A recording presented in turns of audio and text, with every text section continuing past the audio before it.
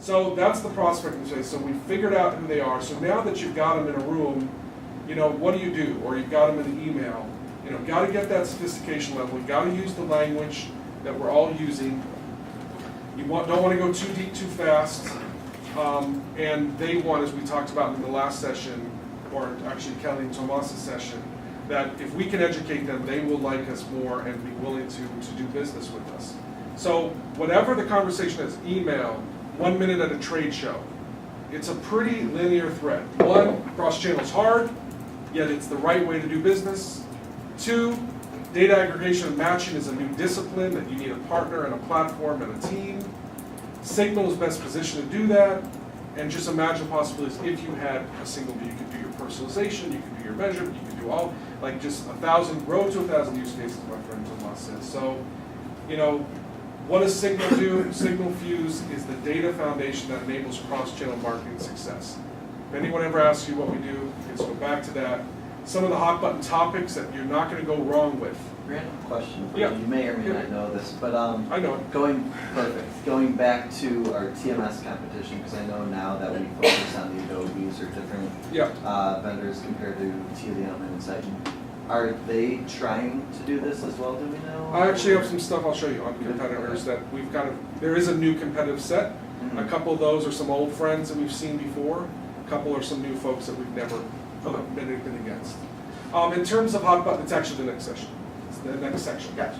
In terms of hot button topics, you can't go wrong if you engage a client, a prospect on these. Cross-channel, how you doing it? What's wrong? What's the barriers? How hard is it? Fragmented consumer data, isn't it hard? Everything's on different devices, different, etc. Identity risk, what are you doing? How are you tying things together? How good's your data quality? Don't you think if you had better data quality, you could do better things? The renting versus owning conversation, leveraging first-party data at scale, not just using it, but using it well, and of course, privacy. So I think Josh touched on it. It's supposed to be an 80-20 conversation. Whoever the prospect is, they talk 80% of the time. The 20% that you use is just to ask questions. How are you doing cross-channel? What are you collecting from? What are you owning now? So, sorry. Go ahead. no worries. And for 2015, we want to steer them for this first half into measurement. Any example you use should be a measurement use case. Yes, we can talk activation, but we want to push forward with measurement. UCV, once again, it's not all about the matching. It's the aggregation, the enterprise data layer, the enterprise matching layer, and then the data availability. Just make sure you guys remember that. There's a lot of value bringing all the data together, and there's a lot of value in profiles that are just desktop profiles. If you have 10 visits to the website in there and all the pages they visited and the 10 different ads they clicked and the 7 different search terms they clicked, you have a pretty robust customer journey to go from as long as you brought all the data together. So matching is one component of the UCV solution. Real quick on the measurement piece, I know we chatted about this on the first session. The speed in which we can gather the data, the real-time aspect of it. Obviously, for measurement, there's a number of competitors that can offer all of this data from those disparate sources, typically in a batch process, right? What would be the greater value proposition solely around measurement to have that 100% of that? The real-time measurement. So real-time for phone measurement. people, Eric asked, where does real-time play in the measurement discussion? What's the true value of real-time in measurement? Measurement less so is a real-time exercise. It's never been a real-time exercise. I think there'll be certain specific use cases. For example, if the new iPhone 7 launched and the day of the launch where we had it on our website for the first time and we wanted to see what ads were really working and what keywords were bringing people to the site, because at 11 a.m. we wanted to start promoting the stuff that was working and really push hard and push our bids on those search terms because we want to own that traffic for the next 2 days. I think that's a story that absolutely real-time measurement is critical. I gave the example of a public relations mess. So like Target, their data storage was breached, right? And there was a big PR, it was horrible. In that moment, if you're part of the Target team, they want to analyze the effects of that negative PR today. They don't want to have to wait a week for all the data to batch up. They want to say, like, how did our site get affected today? How did our mobile app get affected today? So it's flexibility with measurement. The second point to that is when you're ready for cross-channel activation, you don't have to get somebody new. So like, hey, you're working with when you're working with a blue Kai who only works with batch or whatever, like, hey, but when you want to act on that, you can't do it with blue Kai. You're gonna have to go to somebody else. You know, think of the future. Think long term. Yeah, I mean, measurement, VIQ was monthly. After the first 6 months, it was a monthly report. It wasn't real time, it wasn't daily, it wasn't weekly, it was monthly, and that was pushing it. They preferred quarterly. Quarterly analysis of all of your marketing. So public relations and future.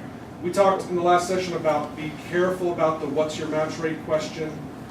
Don't overpromise our capabilities. We have to learn what we really do and what the limitations are, not just for us, but the entire ecosystem. Like, OS devices are tough. It's very difficult to get some of that stuff. We would have a problem with it. Any of our competitors would have a problem with it. And then are we a DMP? I'll talk about next week. And don't let anyone say, you know, we got this. Oh, we already have this. And then certainly the landscape. As Jared said, discovery is probably the most important phase. This is the point where you really get to hear from the client, the prospect, what they got. We don't want to be pushy, but they will appreciate you learning and hearing about what's important to them before you come and pitch. The biggest complaint that clients have about vendor pitches is that they didn't take into their needs and wants and ecosystem into account. So we can't do that today in the solution selling environment. And then, you know, don't pitch in the discovery meeting. I mean, you want to discover. You want, like we talked about, you want them to talk. I mean, you also want to start setting expectations and take them down the road you want them to. But really, it's about getting what they really want to hear from a must do, must not do thing. And then Jared's point about not accepting vague answers, you know, push them. That's the only way you're going to get to some stuff that maybe the other vendor teams and the other vendor sales folks are not getting to, is to really push them to get the stuff. And I've got this document on discovery questions. I'd love to go through it, we just don't have time right now. But this is something, you know, that I will, you know, send out soon. But from the whole paradigm here, there's some questions that you would ask of almost anybody. You know, how are you tracking today? Is single view important? But then there's some certain questions that you would ask an agency, like what channels are you responsible for, what client goals are you responsible for, how much of the client data can you get to, advertisers, the brand focused questions, direct response. So hopefully, like, you know, I see that. Yeah. So hopefully you'll be able to, you know, when you go into a discovery meeting, you can quickly create based on, are they an agency and advertiser, are they brand or DR, are they active versus a passive buyer, are they a low maturity versus a high maturity level. You'll have some questions in your back pocket that you can start leading them throughout the process. Yeah, that'll be. But that's actually pretty far down the collateral funnel. So, marketer may say, we already have that. You know, we don't want to hear that.